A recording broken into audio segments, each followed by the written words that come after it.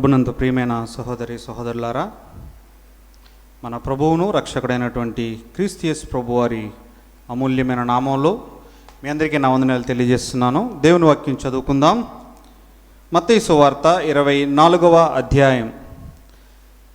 మత్తయి సువార్త 24వ అధ్యాయం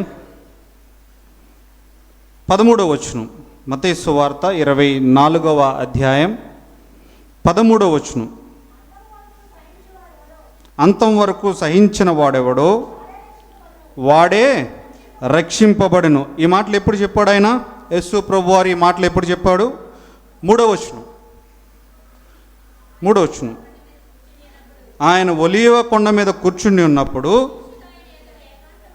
శిష్యులు ఆయన యొద్దకు ఏకాంతంగా కూడి వచ్చి, ఇవెప్పుడు జరుగును?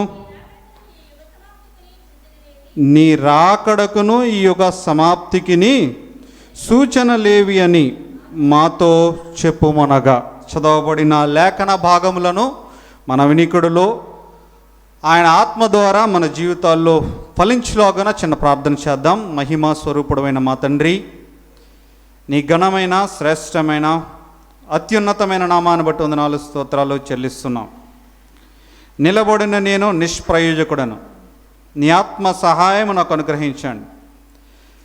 మీ సంఘానికి ఏ మాటలైతే అవసరమో ఆ మాటలు మీరే అందించి మహిమ ఘనత ప్రభావాలు మీరు పొందుమని వాక్యమయ్యున్న క్రీస్తు యేసు నామంలోని అడిగి వేడుకొనుచున్నాము తండ్రి, ఆమేన్. ప్రభునందు ప్రియులారా, మనం ఒక యేసు ప్రభు వారి యొక్క రెండవ రాకడలో ఆయన ఆగమన ప్రవేశం పరము నుండి భూకి దిగి వచ్చేటప్పుడు భూమి మీద జరిగే మనం సూచనలు అని అనుకోనని కొన్ని సూచనలు జ్ఞాపకం తెచ్చుకుంటా వచ్చాను. యేసు ప్రభు వారు భూమి మీదకి వచ్చే సమయానికి ఆయన మొదటిగా సంఘం కొరకు వస్తాడు. సంఘం ఎత్తబడిన తర్వాత 7 ఏండ్ల విందు పైన ఉంటుంది, 7 ఏండ్ల శ్రమల కాలం భూమి మీద ఉంటుందని జ్ఞాపకం తెచ్చాను. 7 ఏండ్ల శ్రమల కాలంలో జరిగే కొన్ని యొక్క సూచనలను మనం అనుకోము, కానీ ఆ సూచనలోని కొన్ని సూచనలు మనం గమనించాం. కానీ నిజానికి గనక మనం వాక్యాన్ని గనక ఆలోచించినట్లయితే ఇప్పుడు జరుగుతున్న పరిస్థితులు చూస్తే గనక లేఖన భాగాల్లో చెప్తున్న విషయాలన్నీ కూడా జరుగుతున్నట్టుగానే ఆయన రాకడ వచ్చేసిందేమో అన్నట్టుగానే మనకు అనిపిస్తుంది. అంత్య దినాలలో అపవాది మోసం ఉంటుంది, అబద్ధ ప్రవక్తలు పెరిగిపోతారని జ్ఞాపకం తెచ్చాను. అంత్యదినాలలో తర్వాత అంత్యదినాలలో మనుషుల యొక్క ద్రోహం, వెన్నుపోటు పొడిచేవారు ఎక్కువైపోతారు. మనుషుల యొక్క మోసం ఉంటుంది, రెండవది ద్రోహం ఉంటుందని జ్ఞాపకం తెచ్చాను. గత నెలలో మీకు జ్ఞాపకం తెచ్చాను. అక్రమము విస్తరించుట వలన అనేకుల ప్రేమ చల్లారును. అంత్య దినాలలో భౌగోళిక పరమైన సూచనలు, రాజ్యం మీదకి రాజ్యం, భూకంపాలు, కరువులు, ఇవన్నీ ఒకెత్తు అనుకుంటే కనుక అక్రమము విస్తరించుట వలన అనేకుల ప్రేమ చల్లారిపోతుంది అని జ్ఞాపకం తెచ్చాను. అక్రమం విస్తరించుట వలన అంటే దేవుని రాకడకు మనుషుల మధ్య ప్రేమ ఎంత తగ్గిపోతే దేవుని రాకడకు అంత సమీపంగా మనం ఉన్నామని జ్ఞాపకం తెచ్చాను. అయితే అక్రమము దాని నిర్వచనం గురించి మీకు జ్ఞాపకం తెచ్చాను. అక్రమము దాని యొక్క స్వభావం, అక్రమము దాని యొక్క ప్రభావం, 3 ముక్కలు జ్ఞాపకం తెచ్చాను. అయితే సారికి నేను చదివిన వాక్య భాగాల్లో నేను గ్రీక్లో దీని పదాన్ని ఏమంటారు అన్నది జ్ఞాపకం తెచ్చుకుంటూ వస్తా. గ్రీక్ లేదంటే ఇంగ్లీష్లో. ఎందుకని గ్రీక్ పదాన్ని నేను వెతుకుతాను అని అంటే, బైబిల్ గ్రంథం 3 భాషల్లో రాయబడింది ప్రాథమికంగా. మొట్టమొదటిగా బైబిల్ 3 భాషల్లో, హెబ్రీ భాష, అరమిక్ భాష, గ్రీకు భాష, ఈ 3 భాషల్లోనూ కూడా బైబిల్ గ్రంథం రాయబడింది. అయితే గ్రీకు నుంచి తర్జుమా చేసే సమయాలలో కొన్ని అనువాదాలు వేరే విధాలుగా ఉంటాయి. కాబట్టి సాధారణంగా క్రొత్త నిబంధనలో నేను ఏ పదం తీసినా కూడా ముఖ్యంగా గ్రీక్ బైబిల్లో సెర్చ్ చేస్తా. గ్రీక్లో దాన్ని అనోమస్ అని అంటారని జ్ఞాపకం తెచ్చాను. అక్రమాన్ని గ్రీక్లో అనోమస్ అంటారు, ఇంగ్లీష్లో ద లాలెస్నెస్ అని అంటారని జ్ఞాపకం తెచ్చాను. అయితే ఈ అనోమియా అంటే ఏమిటని కనుక మీరు గూగుల్లో అయినా సరే సెర్చ్ చేయండి. గ్రీక్ వర్డ్ ఇన్ అనోమియా అన్నది ఏమనుంది అని అంటే దేవుని యొక్క చట్టాన్ని ఉల్లంఘించడం, లేదంటే గనక దేవుని యొక్క చట్టాన్ని ఎరిగి ఉండి కూడా దాన్ని పాటించకపోవటమే అక్రమం. దేవుని చట్టాన్ని ఎరిగి కూడా పాటించకపోవటం, దేవుని ఆజ్ఞలను, దేవుని చట్టాన్ని ఉల్లంఘించడం అనేది అక్రమం అని జ్ఞాపకం తెచ్చాను మీకు. అక్రమము దాని యొక్క నిర్వచనం గురించి జ్ఞాపకం తెచ్చాను. తర్వాత అక్రమం దాని యొక్క స్వభావం ఎలా ఉంటుందనంటే అది కొరుకుండు పురుండు ప్రాకునట్లు ప్రాకుతుంది. అక్రమము మనుషుల మధ్యలో జ్ఞాపకం తెచ్చాను. అక్రమం ఎలా ఉంటుందంటే మనుషుల్లో కల్లోలం సృష్టిస్తుంది. అంత మాత్రమే కాదు, మనుషుల్లో సమాధానం లేకుండా చేసేస్తుంది అక్రమం అన్నది. అక్రమానికి వ్యతిరేక పదం ఏమిటి? క్రమం. క్రమాన్ని ఎప్పుడైతే మీరుతామో జనాల్లో ఏమొచ్చేస్తుంది? అల్లుకొల్లోలం వచ్చేస్తుంది, సమాధానం లేకదు, సకల విధములైన బాధలు వచ్చేస్తాయి. అంత మాత్రమే కాదు, ఏమంటాడంటే ఆ స్వభావం అక్రమం ఏం చేస్తుందంటే మనలను పాడు చేసేస్తుంది. అంత మాత్రమే కాదు, అక్రమము చేస్తున్నాము అనంటే దేవుని యొక్క సెక్యూర్ జోన్లో నుంచి మనం బయటికి వెళ్ళిపోతున్నాం అని అర్థం. చిట్ట చివరిగా మీకు జ్ఞాపకం తెచ్చాను. అది అక్రమము అని అంటే దాని యొక్క నిర్వచనం, దాని యొక్క స్వభావం ఎలా ఉంటుందనంటే దేవుని యొక్క సెక్యూర్ జోన్లో నుంచి నువ్వు బయటికి వెళ్ళిపోతున్నావు అని అర్థం. అంటే దేవుని చట్టాన్ని నువ్వు ఉల్లంఘించేశావు, దేవుని చట్టాన్ని మీరావు, బయటికి వెళ్ళిపోతున్నావు. దాన్ని అక్రమం అంటారని జ్ఞాపకం తెచ్చాను. దేవుని యొక్క సెక్యూర్ జోన్లో నుంచి గనక మనం వెళ్ళిపోతే ఏమవుతుంది? ఆదికాండ గ్రంథంలో జ్ఞాపకం తెచ్చాను. ఆదాము హవ్వలు దేవుని వనంలో నుండి బయటికి ఏమి వేయబడ్డారు? తోలివేయబడ్డారు. తోలివేయబడినప్పుడు వారికి ఏమన్నాయి? అక్కడ బయట ముండ్ల పొదలు, గచ్చతీగలు. దేవుని యొక్క సెక్యూర్ జోన్లో నుంచి నువ్వు ఎప్పుడైతే బయటికి వెళ్ళిపోతావో, వెళ్ళిపోయినప్పుడు నువ్వు దేవుని దృష్టిలో నుంచి వెళ్ళిపోయిన తర్వాత సెక్యూర్ జోన్లో బయటికి వెళ్తే బయట నీకు శ్రమలే. ఇంటిలో ఉన్నంత కాలం మనకి నీడనిస్తుంది ఇల్లు. ఇంటి బయటకు రాగానే ఎండొస్తే ఎండుతాం, వానొస్తే తడుస్తాం. అలానే దేవుని యొక్క సెక్యూర్ జోన్లో నుంచి వెళ్ళిపోకూడదని చెప్పి జ్ఞాపకం తెస్తున్నాను. అంత మాత్రమే కాదు, ఈ అక్రమం ఎలా ఉంటుందంటే దేవుని ఆజ్ఞలను అడ్డగించేది కింద ఉంటుంది, దేవుని ఆజ్ఞలను మార్చేస్తుంది. దేవుని యొక్క ఆజ్ఞలను ఉల్లంఘిస్తున్న వారితో సమ్మతించడం కూడా అక్రమమే అని జ్ఞాపకం తెచ్చాను. అక్రమము దాని యొక్క ప్రభావం, అక్రమం యొక్క ప్రభావం ఎలా ఉంటుంది అనంటే అక్రమం యొక్క ప్రభావం ప్రేమ చల్లారిపోతుంది అని జ్ఞాపకం తెచ్చాను. అక్రమం యొక్క ప్రభావం చూపించే దేని మీద? ప్రేమ మీదే. ఈ ప్రేమ మీదే ఎందుకు చూపిస్తుంది అక్రమం యొక్క ప్రభావం అనంటే ప్రేమ ధర్మశాస్త్రం అంతటిలో అతి ప్రధానమైన ఆజ్ఞ.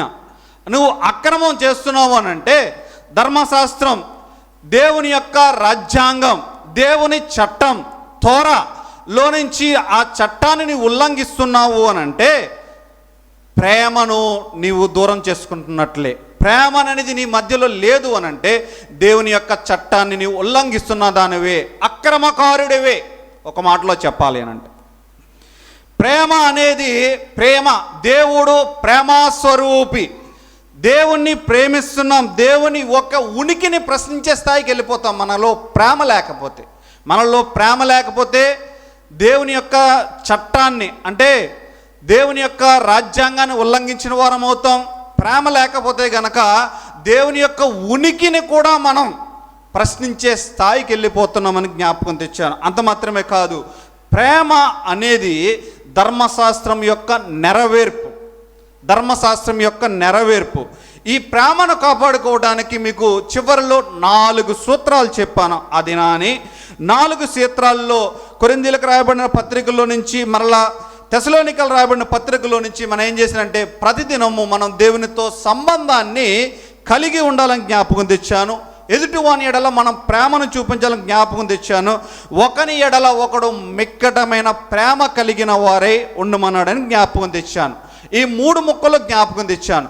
ఈ 3 చెప్పిన తర్వాత అక్రమం విస్తరించడం వలన అనేకుల ప్రేమ చల్లారునన్న తర్వాత వచ్చిన భాగమే ఏమన్నదనంటే అంతం వరకు సహించిన వాడెవడో వాడే రక్షింపబడును. అంతం వరకు సహించిన వాడే రక్షింపబడును అని అంటే రక్షణ అనేది శాశ్వతం, రక్షణ అన్నది ఒక మనిషికి ఒక్కసారి వచ్చిన తర్వాత పోదు. దీని గురించి సమయం ఉంటే నేను చెప్తాను, లేదంటే కనుక ఏదైనా ఒక వారం పర్టికులర్గా రక్షణ గురించి తెలియజేస్తాను. దాని గురించి నేను వెళ్ళట్లేదు. కానీ అంతవరకు సహించిన వాడెవడో వాడే రక్షింపబడును అని. అంతవరకు మన యొక్క విశ్వాస జీవితాన్ని కాపాడుకోవాలి. విశ్వాసాన్ని కాపాడుకోవటం అనేది మీకు జ్ఞాపకం తెచ్చాను. నేను ఎక్కువగా చదివే ఒక బైబిల్ పండితుడు, నేను ఎక్కువ ఆయన ప్రసంగాలు విన్నాను, ఆయన పుస్తకాలు చదివాను. ఒక వృద్ధుడైన, నేను పేరు చెప్పట్లేదు కానీ 73 ఏండ్ల వయసులో ఆయన పాపం చేశాడని జ్ఞాపకం తెచ్చాను. ఎప్పుడు పాపం చేశాడు? 73 ఏండ్లు. 18 ఏళ్ళు కాదు, 20 ఏళ్ళు కాదు, 16 ఏళ్ళు కాదు, 73 ఏండ్లలో ఏజ్లో ఆయన పాపం చేశాడని జ్ఞాపకం తెచ్చాను. అంతవరకు సహించిన వాడు రక్షింపబడటం అని అంటే మన యొక్క జీవితంలో రక్షింపబడిన దినా నుండి మన జీవితం ముగించే వరకు కూడా మన రక్షణను మనం కాపాడుకోవాలి. ఏదన్నా ఒక దైవజనుడు వాక్యం చెప్పినప్పుడు ఆ వాక్యాన్ని వినిన మరుక్షణం తీర్మానం చేసుకుంటాం, హృదయంలో బాప్తీసం తీసుకుంటాం. తర్వాత మనలా భక్తిలో నుంచి సన్నగిల్లిపోయి భక్తిలో నుంచి బయటకు వచ్చేస్తున్న మాజీ విశ్వాసులతో నేను మాట్లాడుతున్నాను. ఒకానొక దినాన నువ్వు వెలిగింపబడ్డావు. ఒకానొక దినాన నువ్వు వెలిగింపబడి దేవుని మందిరంలో ఉండి, దేవుని సంఘంలో ఉండి, దేవుని సంఘం అంతటి ఎదుట కూడా నువ్వేం చేసావు? నా పాపముల కొరకే క్రీస్తు చనిపోయాడు, నేను దేవుని కొరకు జీవిస్తున్నాను అని తీర్మానం చేసి మరలా దేవునికి దూరమైపోయిన మాజీ విశ్వాసులతో నేను మాట్లాడుతున్నా. ఒకప్పుడు నువ్వు ఎరిగా బాప్తీసం తీసుకున్నావు, దేవుని కొరకే జీవిస్తానన్నావు, నువ్వు గొప్ప దైవజనులు నీకు బాప్తీసం ఇచ్చారు. ఏది నీ భక్తి జీవితం? ఎందుకు నీ భక్తి జీవితం సన్నగిల్లిపోయింది?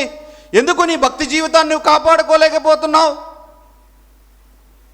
అటువంటి సన్నగిల్లిపోతున్న ఆ భక్తిహీనుల ఆ వారితో నేను మాట్లాడుతున్నాను. మధ్యలో భక్తిని వదిలేయద్దండి.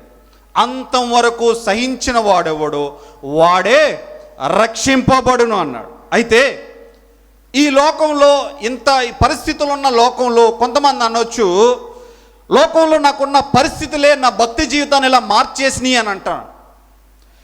లోకంలో ఉన్న పరిస్థితులు నీ భక్తి జీవితాన్ని మార్చేస్తే, లోకంలో ఉన్న పరిస్థితులే నీకు ఈ భక్తి జీవితం ఇలా ఉంటే, ఈ జరుగుతున్న ఈ కాలంలో అంతం వరకు సహించిన వాడు అంటే అంతం వరకు ఒక వ్యక్తి తన భక్తిని కొనసాగించాలంటే ఏమి చెయ్యాలి?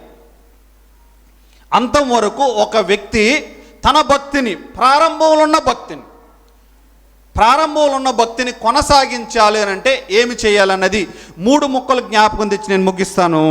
అంతం వరకు సహించడానికి అవసరమైన బలాన్ని గురించి ఆలోచిద్దాం. అంతం వరకు సహించడానికి ఏమవసరం? బలం. అంతం వరకు సహించడానికి అవసరమైన పట్టుదలను గురించి మనం ఆలోచన చేద్దాం. ఏమిటది? రెండో మాట పట్టుదల. మొదటిది బలం, రెండవది పట్టుదల. అంతం వరకు సహించిన తర్వాత పొందబోయే బహుమానం ఏమిటో చూద్దాం. 3 ముక్కలు: బలము, పట్టుదల, బహుమానం. ఈ 3 అంతం వరకు సహించిన వానికి ఆ బలము ఎలాగుంటుందన్న విషయాలు 3 ముక్కలు జ్ఞాపకం తెచ్చి నేను ముగిస్తాను. ఇది మీకు జ్ఞాపకం తెచ్చాను. ఇవన్నీ అంతం వరకు సహించిన వాడెవడో వాడే రక్షింపబడును అని అన్నాడు కదా. అంతం వరకు సహించడానికి అవసరమైన బలాన్ని కనుక మనం ఆలోచించినట్లయితే ఇంగ్లీష్లో దీన్ని ఎండ్యూర్ అని అంటారు. దీన్ని కనుక మనం గమనించినట్లయితే గ్రీకు భాషలో హుపమెనో 2 పదాలను కలిపి వాడారు. హుప అంటేనేమో ఒక బరువుని క్రింద ఉండటం, మెను అనగా చివరి వరకు ఉండటం. ఒక బరువు కింద చివరి వరకు ఉండటం హుపమెనో. ఈ గ్రీక్ భాషలో హుపమెనో ఈ 2 పదాలను కలిపి అన్నారు. ఒక వ్యక్తి బరువును మోస్తూ ఉండాలి అని అంటే, ఒకవేళ నా చేతులు ఏదన్నా బరువును పెట్టాను అనుకో, దాన్ని ఎంతసేపు వరకు పట్టుకోగలుగుతాను? కొంతసేపు పట్టుకోగలుగుతాను. అయితే ఈ ఒక వ్యక్తి బరువును మోస్తూ చివరి వరకు ఉండాలి అని అంటే దేవుడు మన మీద ఉండిచ్చిన బరువు ఏమిటి? అసలు దేవుడు మన మీద ఉండిచ్చినటువంటి బరువు ఏమిటి? ఆ బరువుని చివరి వరకు మనం మొయ్యాలి. అంతం వరకు అని అంటే ఒక మాటలో చెప్పాలంటే మన జీవితం యొక్క చివరి దినం వరకు, జీవితంలోని చివరి దినం వరకు, అంటే లోకాన్ని విడిచే రోజు వరకు కూడా ఆ బరువుని మనం మోయాలి, బరువును మోయాలి. క్రైస్తవ జీవితం అనంటే ఏదో ఉంటుంది, ఆనందం ఉంటుంది అనుకోవద్దు. శ్రమ జీవితమే క్రైస్తవ జీవితం, శ్రమలతో కూడిన జీవితం. జీవితంలో ఆటుపోట్లు అనేది వస్తూ పోతూ ఉంటాయి. హార్ట్ బీట్ని కనుక మనం గమనించినట్లయితే అది పైకి కిందకి లైన్ వస్తూ వెళ్తూ ఉంటుంది. ఆ లైన్ కనుక స్ట్రైట్ లైన్ వచ్చిందంటే చచ్చిపోయాడని అర్థం. మన జీవితంలో కూడా కొన్నిసార్లు ప్రాబ్లంలు వస్తాయి, అవమానాలు వస్తాయి, నిందలు వస్తాయి. ఒకానొక దినాన మరలా మనం లేపబడతాం, నిందల నుంచి మరలా విజయం పొందబోతాం. మన జీవితంలో జరిగేవి ఇవన్నీ ప్రతి ఒక్కరి జీవితంలో, ప్రతి ఒక్కరి జీవితంలో ఆటుపోట్లు అనేవి సహజం. అయితే యేసు ప్రభువారు మన మీద ఉండిచ్చినటువంటి బరువు ఏమిటి అన్నది కొన్ని మాటలు మనం చూద్దాం. బరువును అసలు మొయ్యాలంటే ఏం చేద్దాం? తిమోతికి రాసిన రెండవ పత్రిక, 2వ అధ్యాయం 3వ వచనం. తిమోతికి రాసిన రెండవ పత్రిక 2వ అధ్యాయం 3వ వచనం. మంచి సైనికుని వలె నాతో కూడా శ్రమను అనుభవించుము.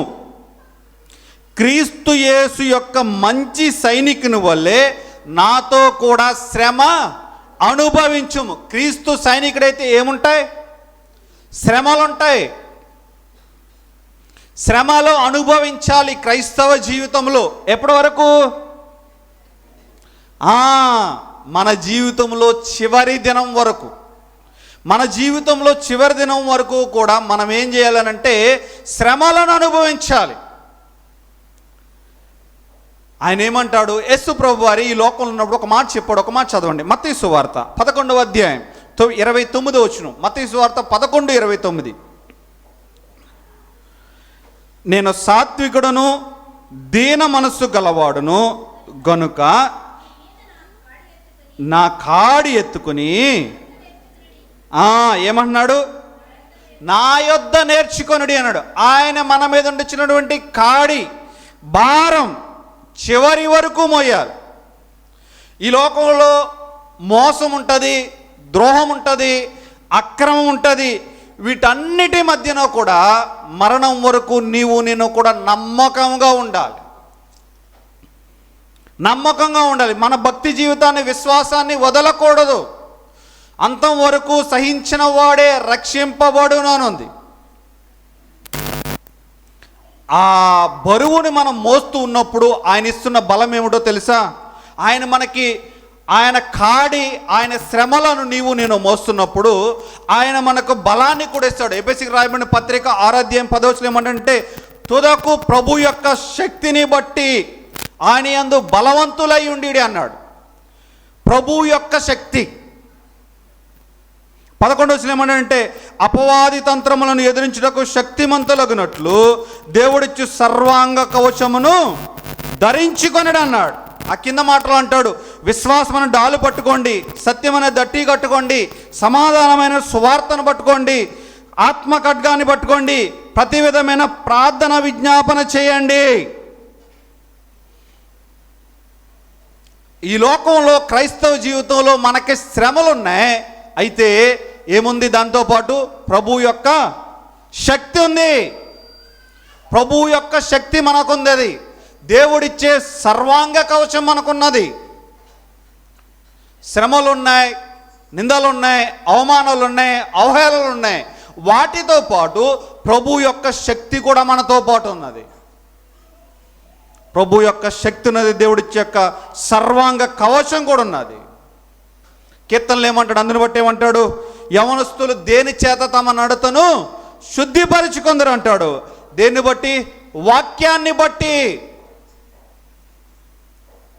దేవుడిచ్చిన బరువుని మనం మోయాలి అని అంటే ప్రభు యొక్క మహాశక్తి అవసరం, దేవుడిచ్చే సర్వాంగ కవచం మనకు అవసరం, దేవుని వాక్యం కూడా మనకు అవసరం.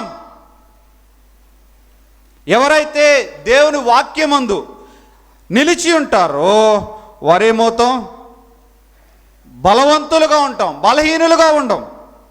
దేవుడిచ్చి సర్వాంగ కవచాన్ని ధరించుకోవాలి. దేవుడు మన మీద ఉంచిన ఆ విశ్వాసము అనే భారాన్ని చివరి దినం వరకు నేను కూడా మోయాలి. అందుకని అంటున్నాడు కదా, హుప్పామెను అని అంటే బరువును చివరి వరకు మోయడం. దేవుడిచ్చిన బలం ఏంటి మనకి? ఆ బరువును మోయటానికి ప్రభు యొక్క మహాశక్తిని ఇచ్చాడు, సర్వాంగ కవచాన్ని ఇచ్చాడు, వాక్యాన్ని ఇచ్చాడు. మరి వీటిని చదువుతున్నామా? మనం వాక్యాన్ని చదువుతున్నామా? ప్రభు యొక్క శక్తిని గ్రహిస్తున్నామా? దేవుడిచ్చే సర్వాంగ కవచాన్ని ధరించుకుంటున్నామా? ధరించుకోకపోతే గనక మనం బలహీనులం అయిపోతాం, బలము లేని వారి కింద మనం అయిపోతాం. అయితే రెండవ మాట మనం గమనించినట్లయితే, అంతం వరకు సహించిన వాడెవడో వాడే రక్షింపబడును అన్నాడంటే అంతవరకు అవసరమైన పట్టుదల ఏమిటి? అవసరం అంతం వరకు. ఒక వ్యక్తి తన భక్తి జీవితాన్ని అంతం వరకు కాపాడుకోవాలంటే ఎటువంటి పట్టుదల అతనికి అవసరం? పట్టుదల లేకే కదా ప్రారంభంలో తీర్మానం చేసుకుని మరలా లోకంలో కలిసిపోయాం, మరలా లోకంలోకి వెళ్ళిపోయాం, దేవుని వాక్యాన్ని చదవుకోకుండా, మందిరానికి రాకోకుండా దూరంగా వెళ్ళిపోయాం కదా.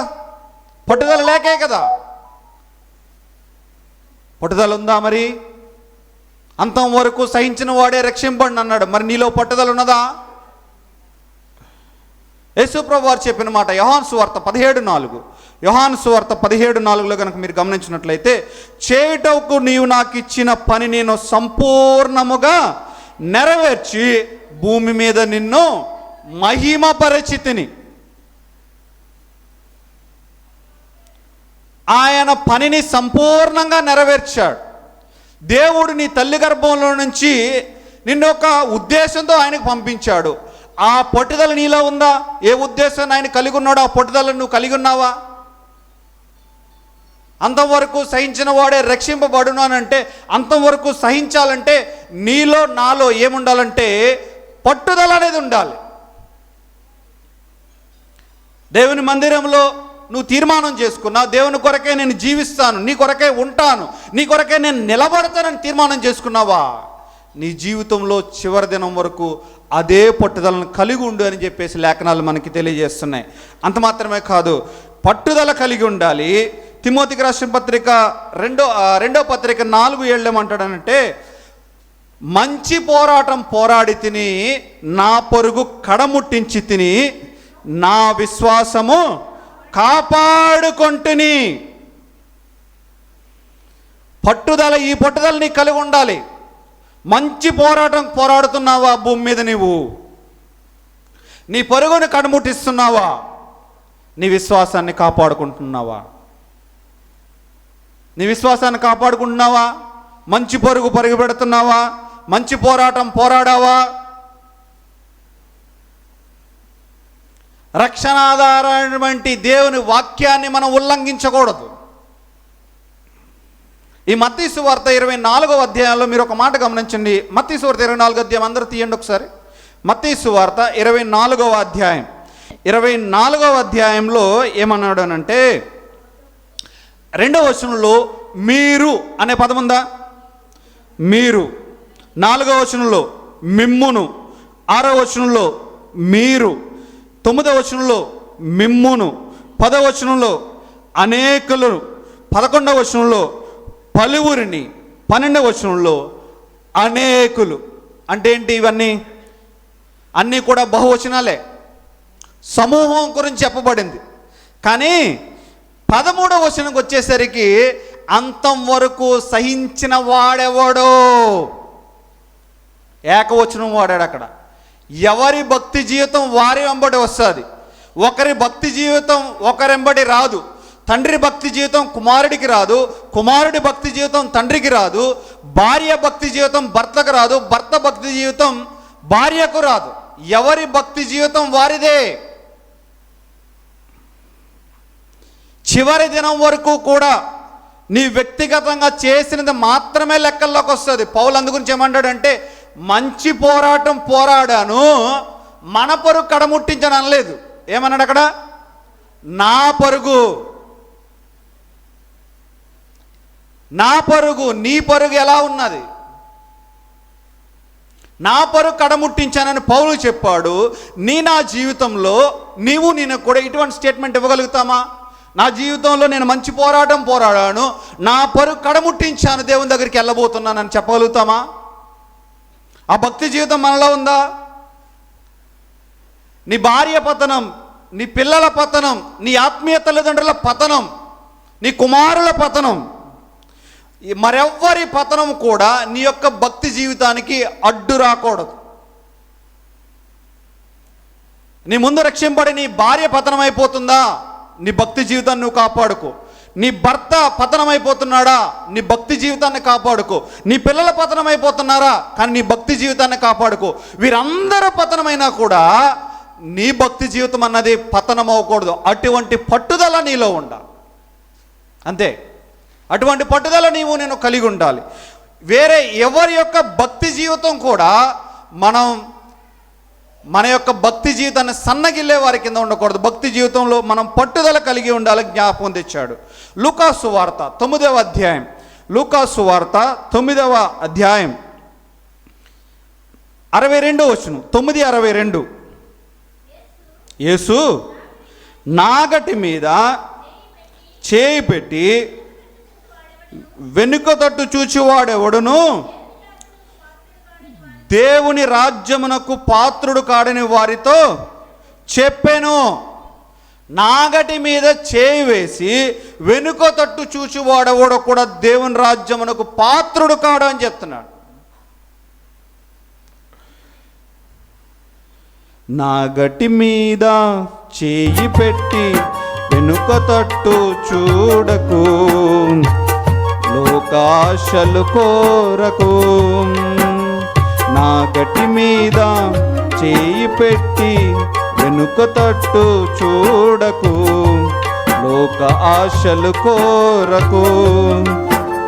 యేసు కాడిని మోయుచు బీడు భూములు దున్నుచు, యేసు కాడిని మోయుచు బీడు భూములు దున్నుచు.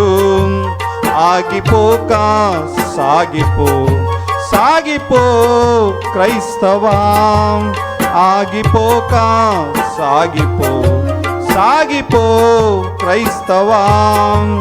నాగటి మీద చేయి పెట్టి వెనుక తట్టు చూడకు, లోక ఆశలు కోరకు. క్రీస్తు అడుగు జాడలలో సత్యవాక్యపు వెలుగులో, క్రీస్తు అడుగు జాడలలో సత్యవాక్యపు వెలుగులో.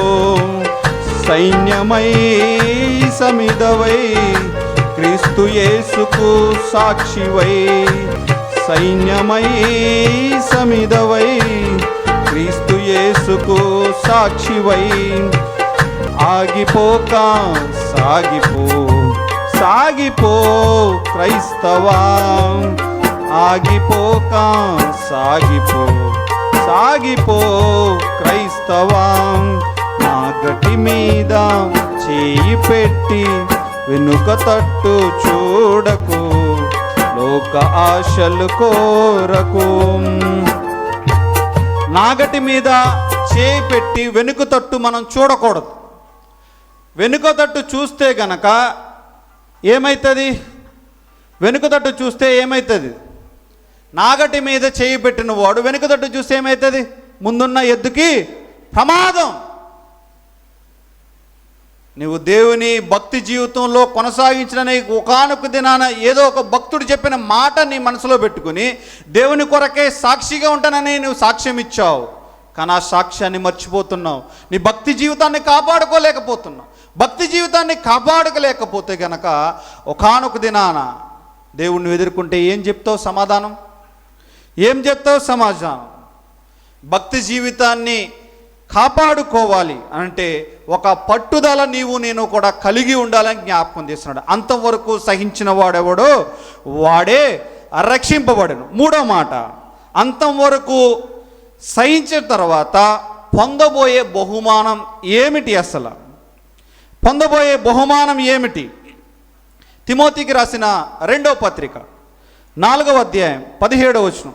తిమోతికి రాసిన 2వ పత్రిక 4వ అధ్యాయం 17వ వచనం. అయితే నా ద్వారా సువార్త సంపూర్ణముగా ప్రకటింపబడు నిమిత్తం అన్యజనులందరూ